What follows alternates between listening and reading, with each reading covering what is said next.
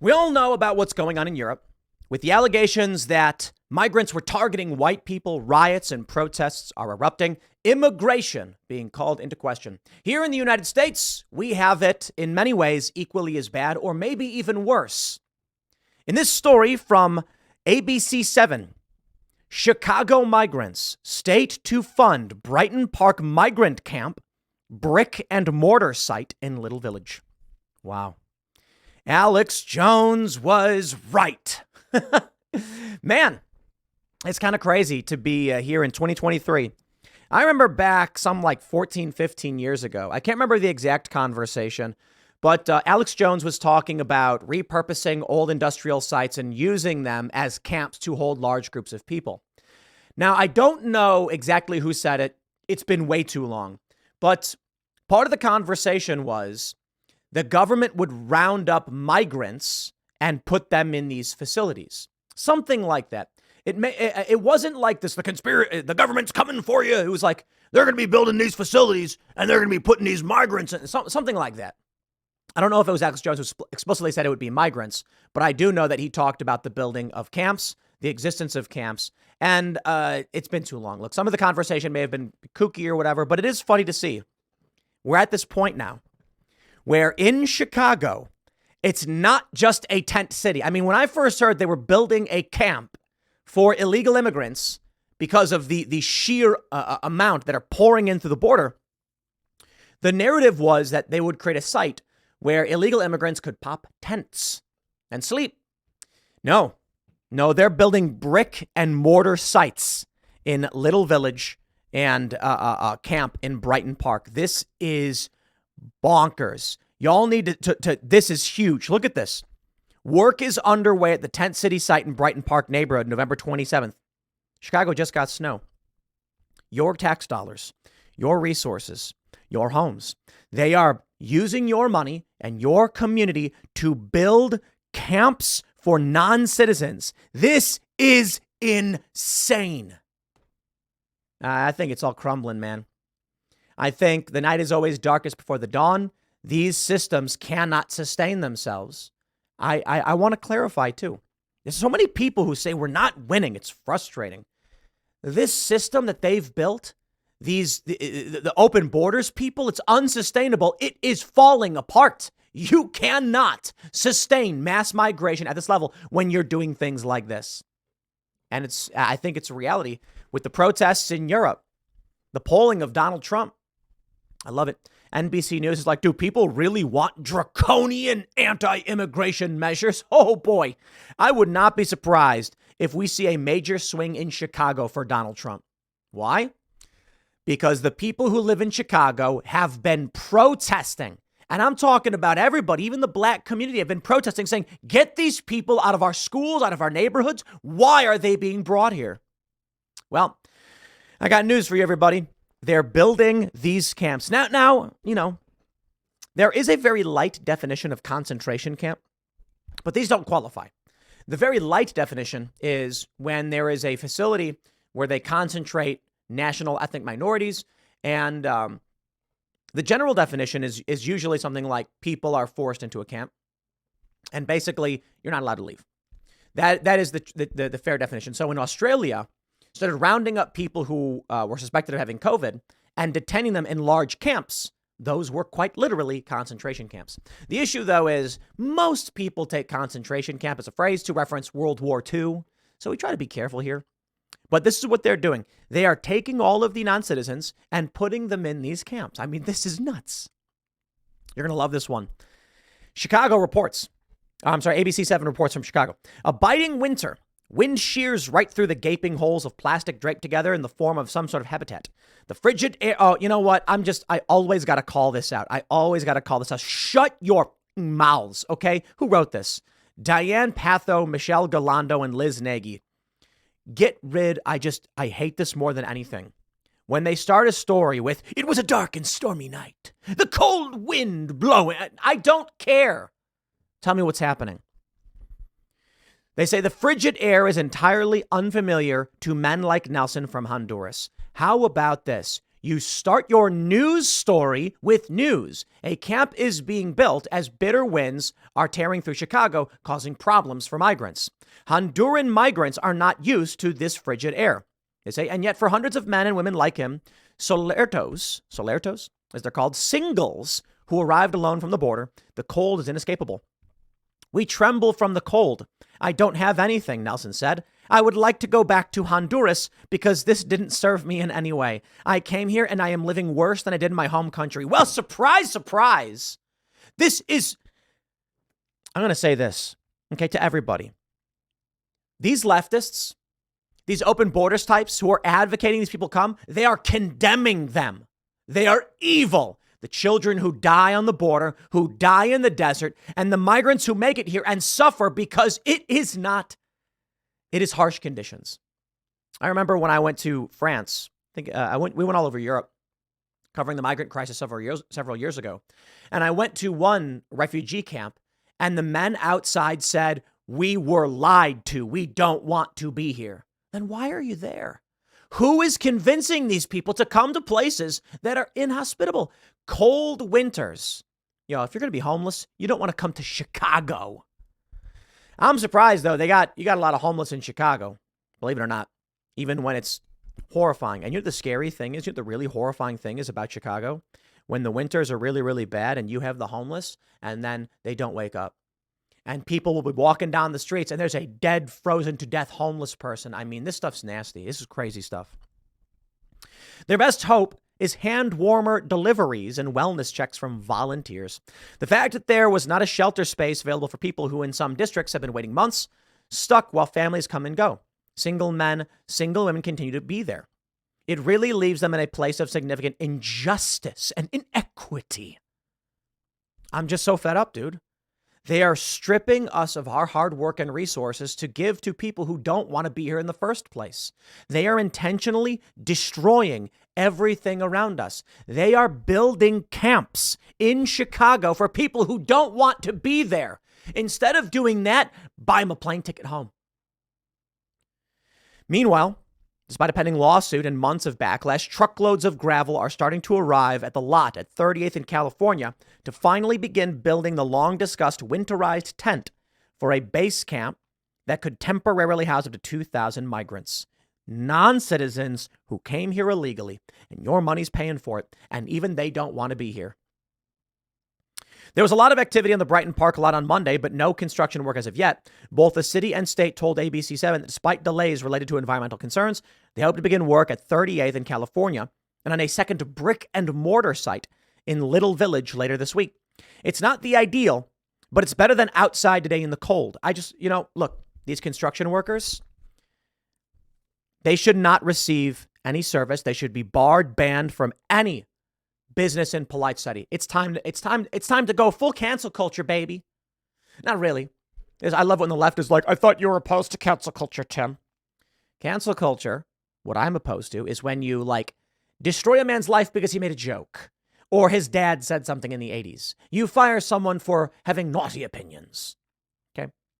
What I'm talking about is men who are working in service to non-citizens to use our taxpayer dollars, I don't live in Chicago anymore, to build housing for non-citizens who broke the law to be criminal immigrants.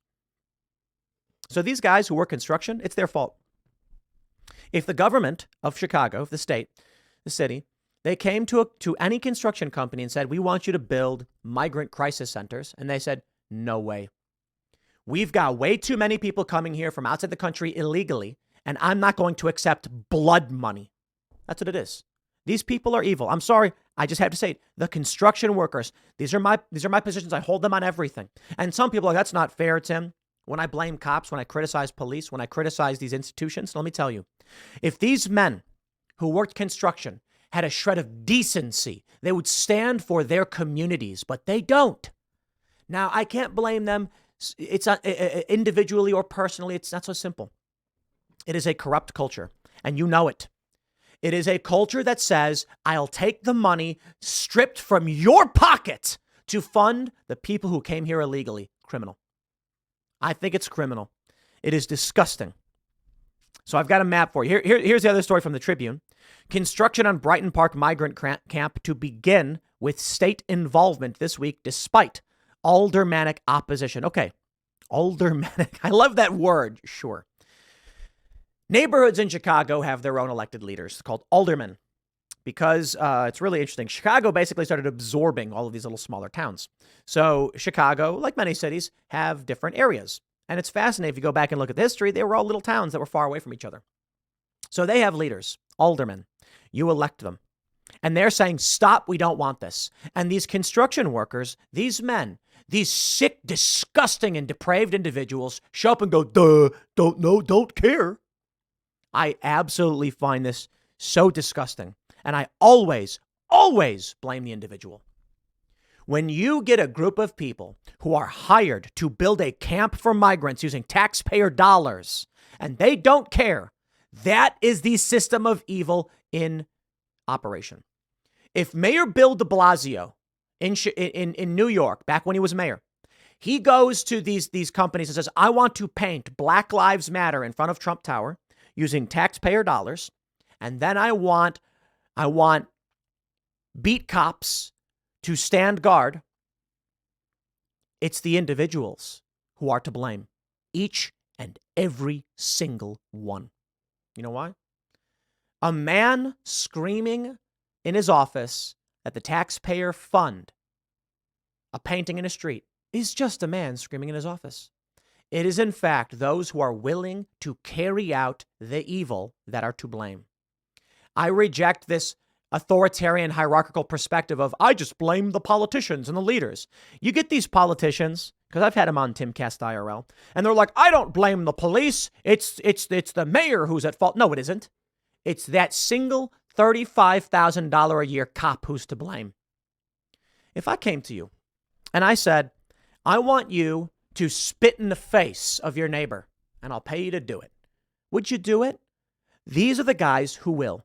These construction workers, they're the guys who will. They're the depraved scumbags with smiles on their faces who take a dump on your kitchen floor and laugh about it because someone paid them to do it.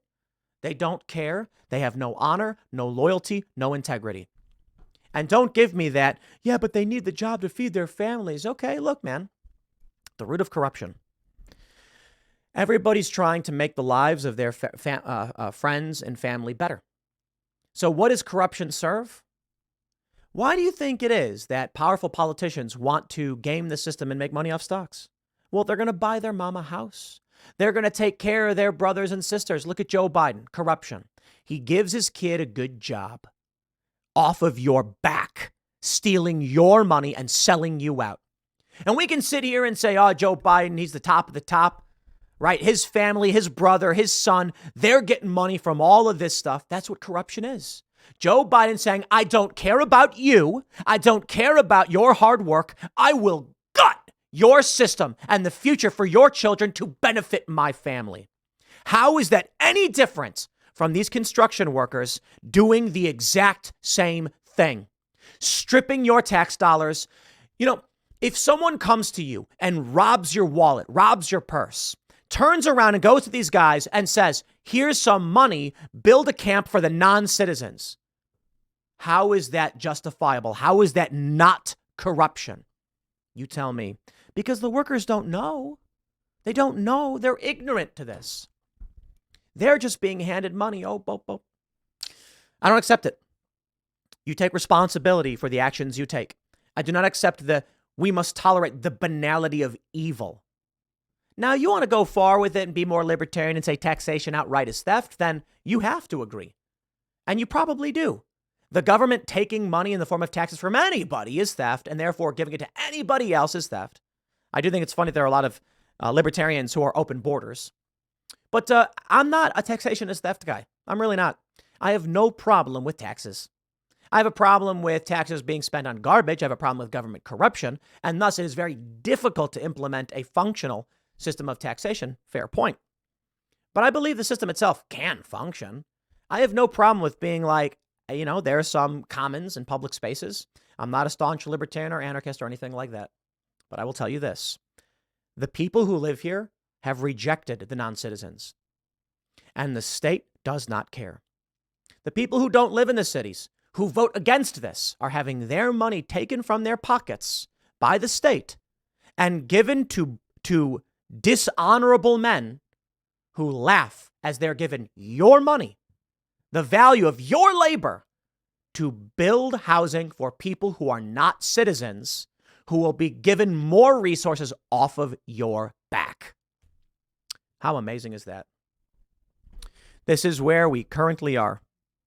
Democratic cities brace for nightmare winter housing migrants. As the temperatures start to drop, it's crucial now more than ever the federal government finish the job they started. I got a better idea. We don't give any money to any of these people, and we say, bro, you came here, dude. You should. If I'm hanging out in a blizzard and someone, this is fascinating. I'm hanging out in a blizzard wearing my winter gear, and a guy shows up freezing, be like, oh man, I sure am freezing.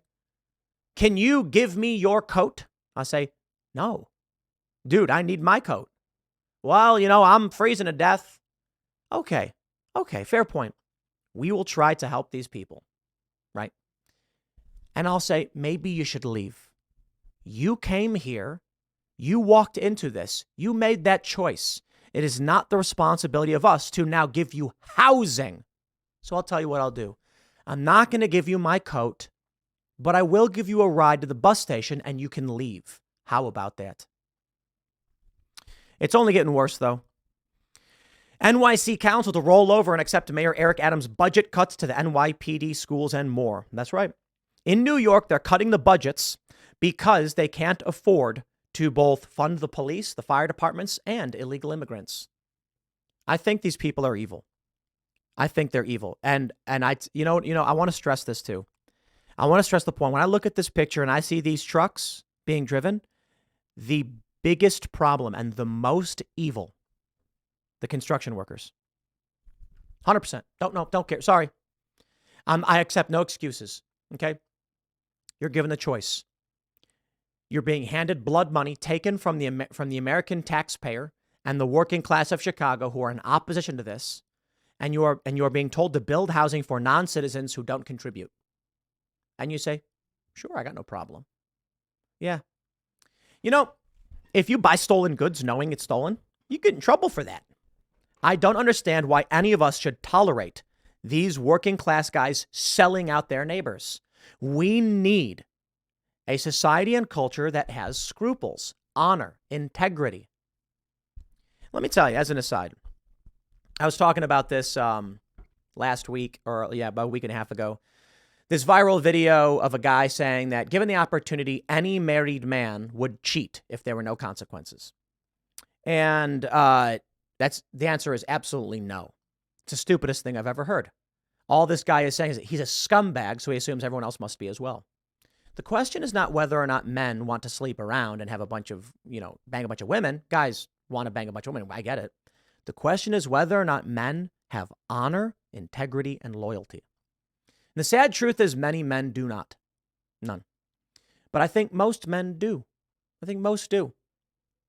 The challenge I see here is if it's a question of a man's family or his community, his society, his culture, he will sell out everyone else. He will sell them all out and condemn them to death to save his children. Part of that is respectable. I get it. But this means in the long run, we're doomed. Until people are willing to accept the responsibility to their neighbors and their community, we're screwed. Because this is what's going to happen.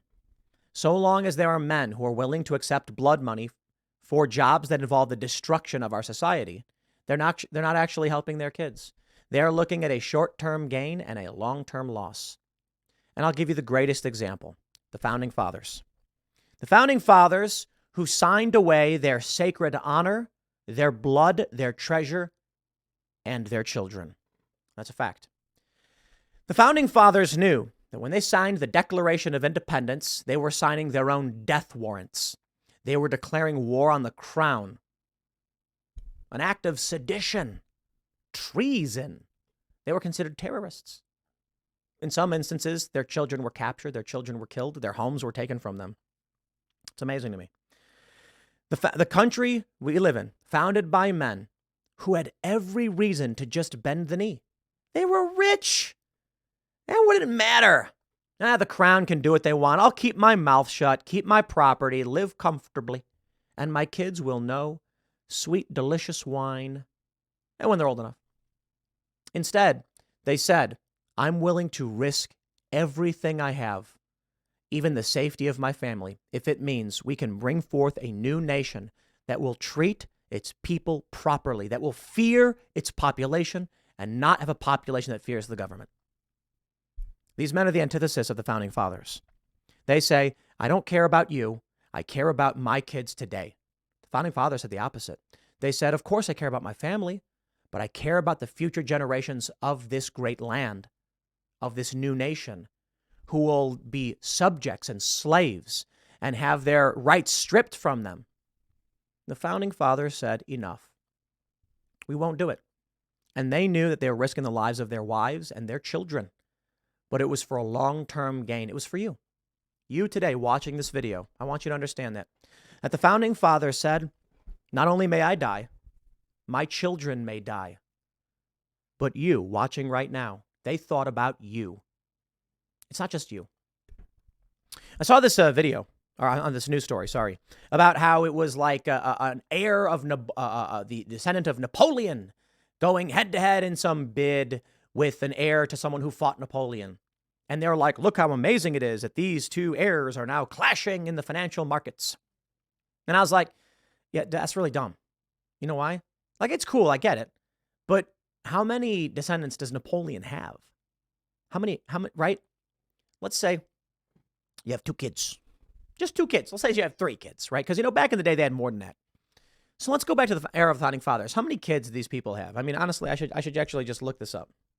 Let's look it up. How many kids did Thomas Jefferson have? And not all of them were official. 10 children.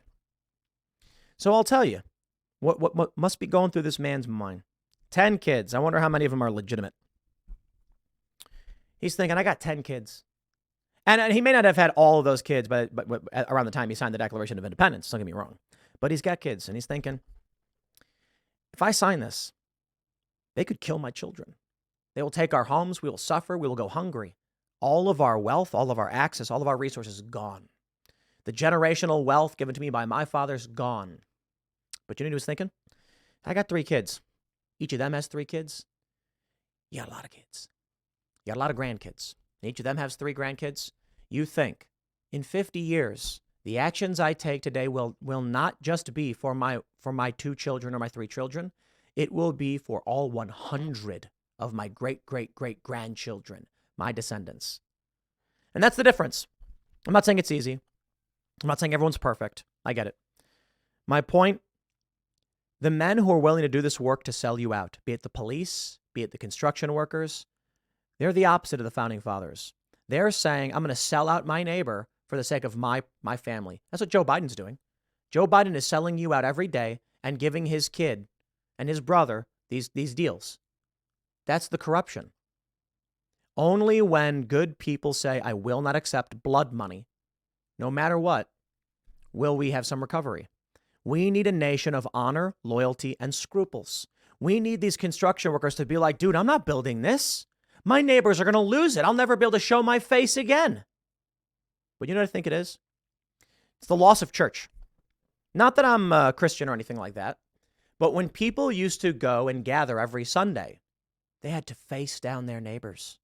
And if you were a guy who betrayed your community and you showed up for church, how could you show your face? You were shunned.